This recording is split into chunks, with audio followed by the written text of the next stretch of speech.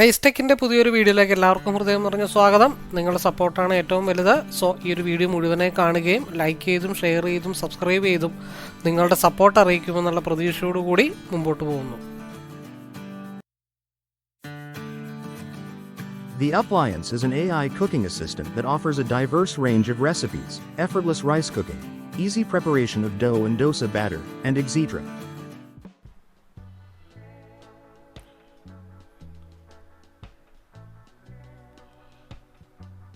Okay, ഇന്ന് നമ്മൾ ഉണ്ടാക്കാൻ പോകുന്നത് ഉള്ളി തീയൽ.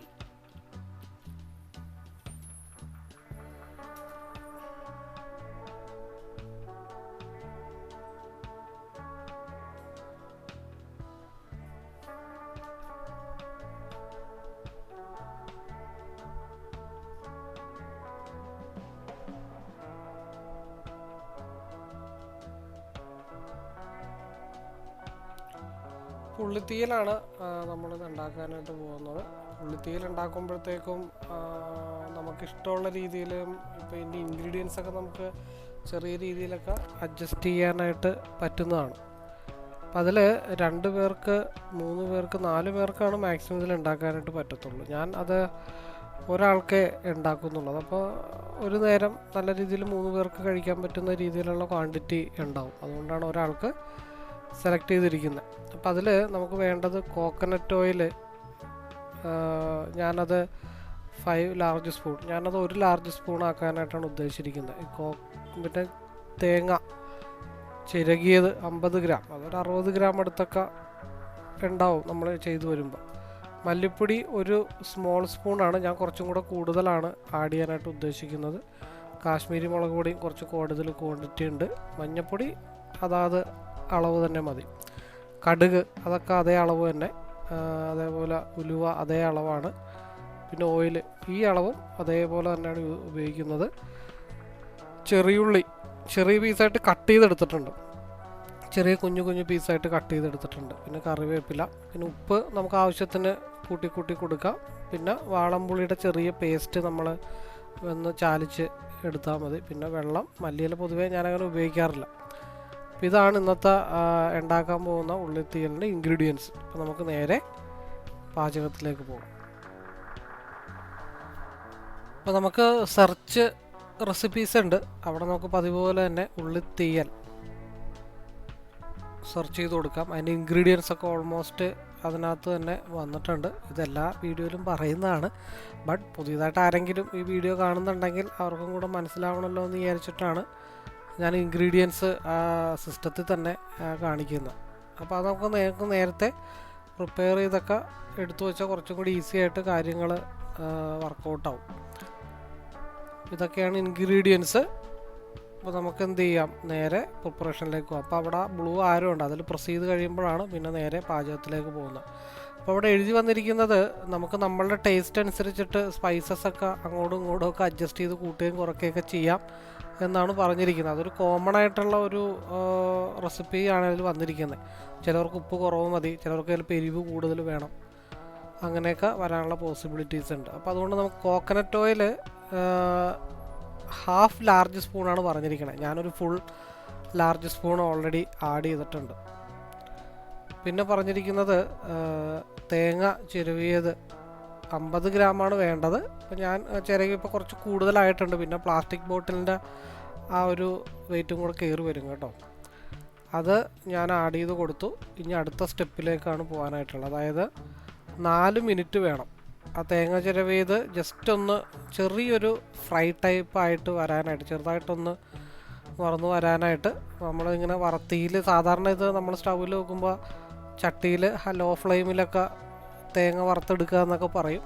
അത് ആ പരിപാടിയൊക്കെ ഇതിനകത്ത് തന്നെ നടത്തിക്കോളും. അപ്പോൾ നമുക്ക് 4 മിനിറ്റ് വേണം അത് നന്നായിട്ടൊന്ന് ചൂടായി ഹീറ്റായി വരാനായിട്ട്. നമുക്കത് ആഡ് ചെയ്തിട്ട് നമുക്ക് നമ്മുടെ കാര്യത്തിലേക്ക് പോകാം.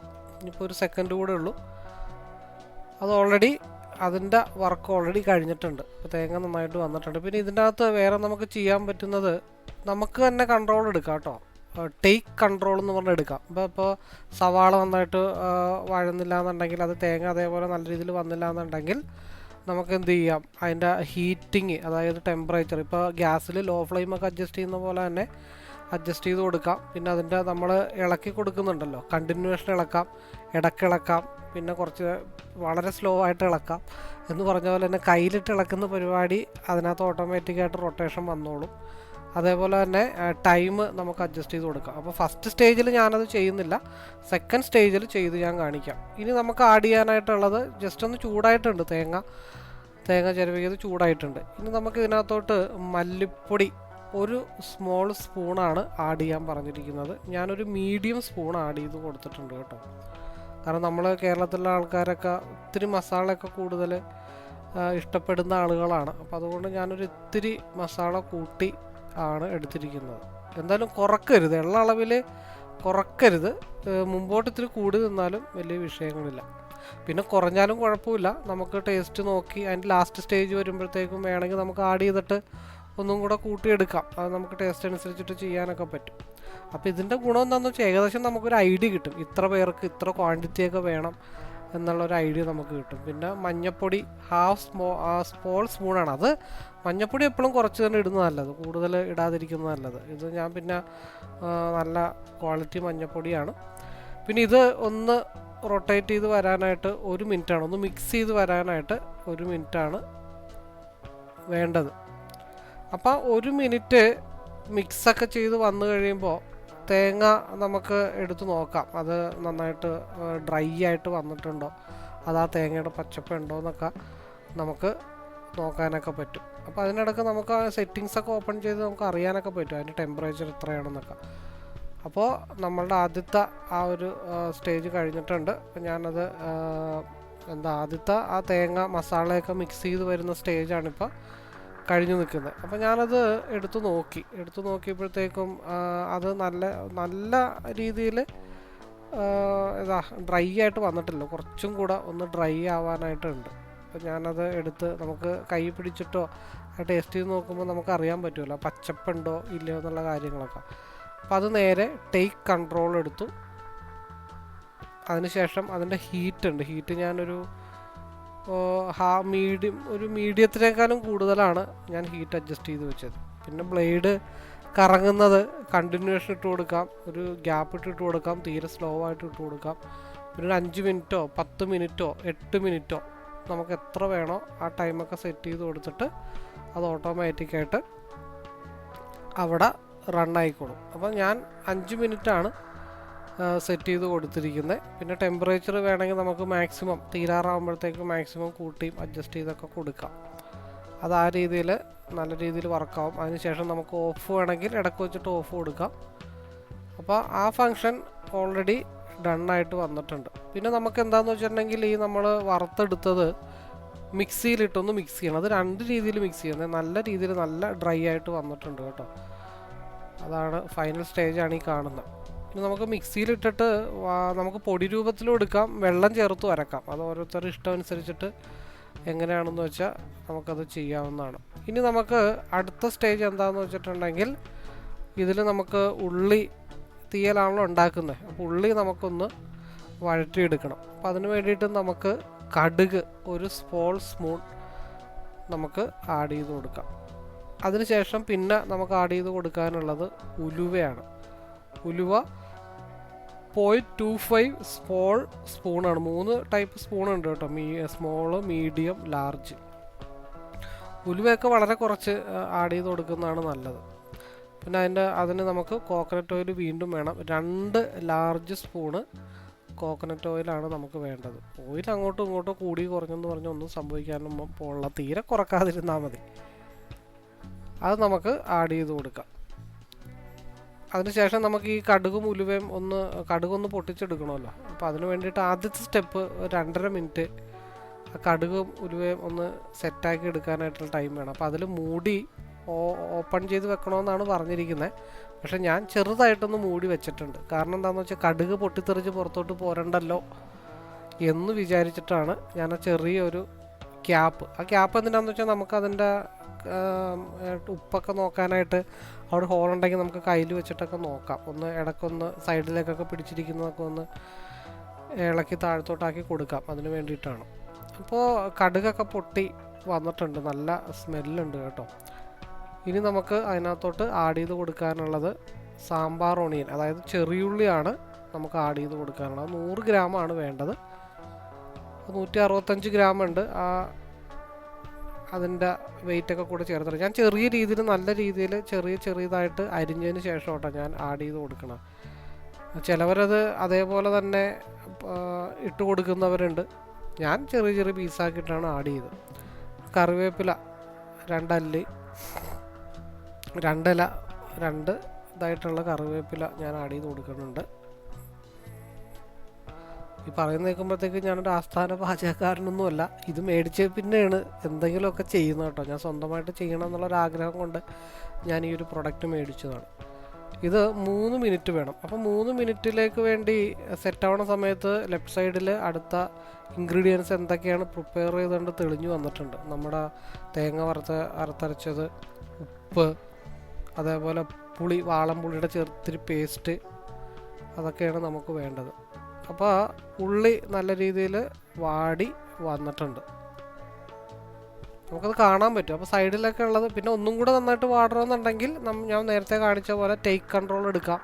ഇല്ലാന്നുണ്ടെങ്കിൽ റീകുക്ക് എന്ന് പറഞ്ഞിട്ട് ഈ സെയിം പ്രൊസീജിയർ റിപ്പീറ്റ് ചെയ്യുന്ന ഓപ്ഷൻ ഉണ്ട്, അത് നമുക്ക് അങ്ങനെ ചെയ്ത് കൊടുക്കാം. ഞാൻ എടുത്തിരിക്കുന്നത് മിക്സിയിലിട്ട് ഇത്തിരി വെള്ളം ചേർത്ത് അരച്ചിട്ടാണ് ഞാൻ എന്തായാലും തേങ്ങ വറുത്തരച്ചത് സെറ്റ് ചെയ്ത് എടുത്തിരിക്കുന്നത്.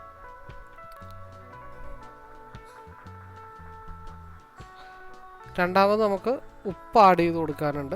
ഉപ്പ് 1.5 സ്മോൾ സ്പൂണിൽ 1.5 ആണ്.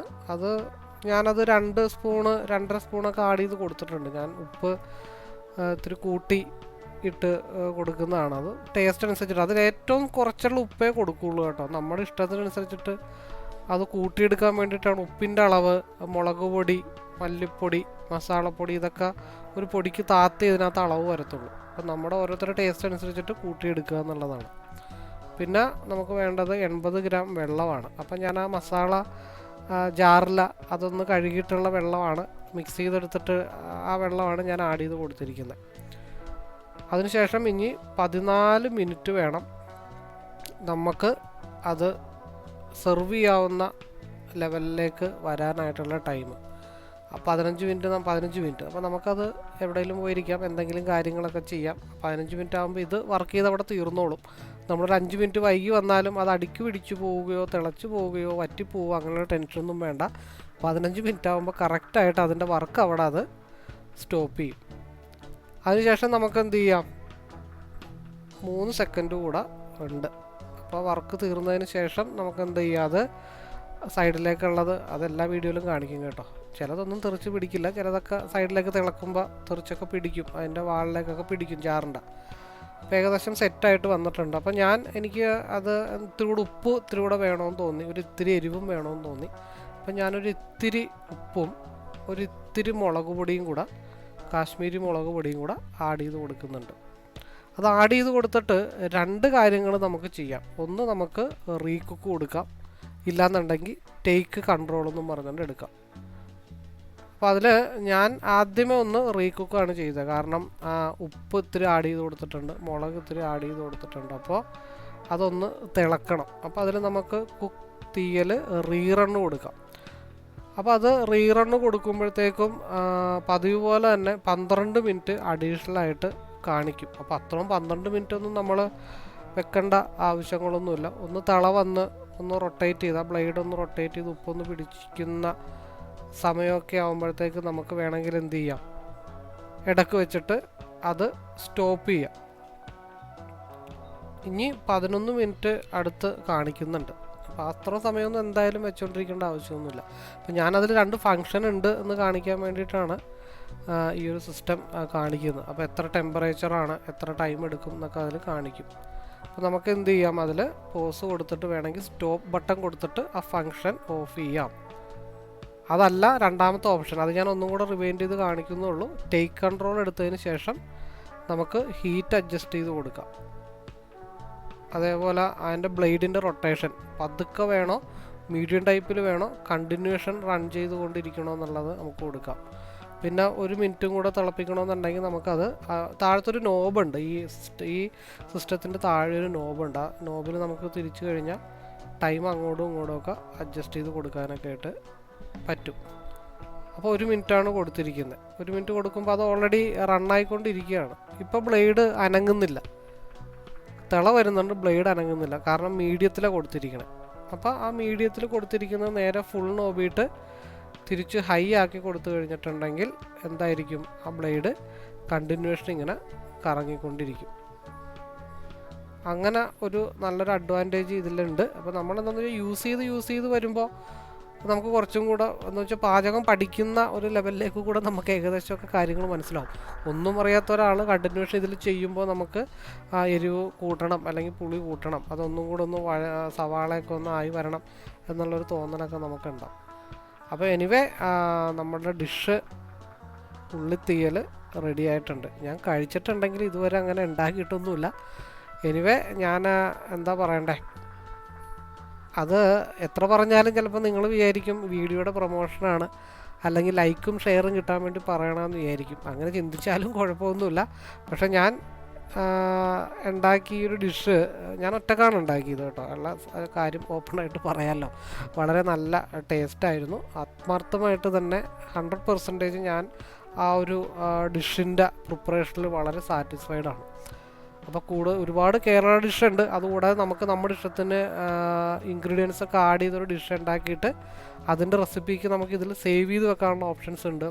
സ്മൂത്തീസ്, ജ്യൂസസ്, അങ്ങനെ ഒരുപാട് ഐറ്റംസൊക്കെ ഉണ്ടാക്കാനായിട്ട് പറ്റുന്നതാണ്. അപ്പോൾ ഇനിയും നല്ല നല്ല കേരള ഡിഷസും അതേപോലെ ഡിഷസൊക്കെ ആയിട്ട് വരാനായിട്ട് ശ്രമിക്കുക. അപ്പോൾ നിങ്ങളുടെ സപ്പോർട്ട് ഉണ്ടാവണം.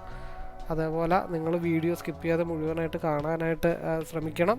അപ്പോൾ ഒന്നും അറിയാത്ത ആളുകൾക്ക് എന്തുണ്ടാക്കിയാലും ചിലപ്പോൾ ഒന്നിനും ടേസ്റ്റ് പോലും കിട്ടാത്ത ആളുകളൊക്കെ ഉണ്ടാവും. അപ്പോൾ അങ്ങനെയുള്ളവർക്ക് ഇത് വളരെ നല്ല യൂസ്ഫുൾ ആയിട്ടുള്ളൊരു പ്രൊഡക്റ്റാണ്. അപ്പോൾ പഴയ വീഡിയോസൊക്കെ 2-3 ഡിഷസിൻ്റെയൊക്കെ ഉണ്ട്, അതൊക്കെ ഒന്ന് കാണാനായിട്ട് ശ്രമിക്കാം. അപ്പോൾ അടുത്ത ഡിഷായിട്ട് വരുന്നത് വരെ എല്ലാവരോടും നന്ദി അറിയിക്കുന്നു. All the best.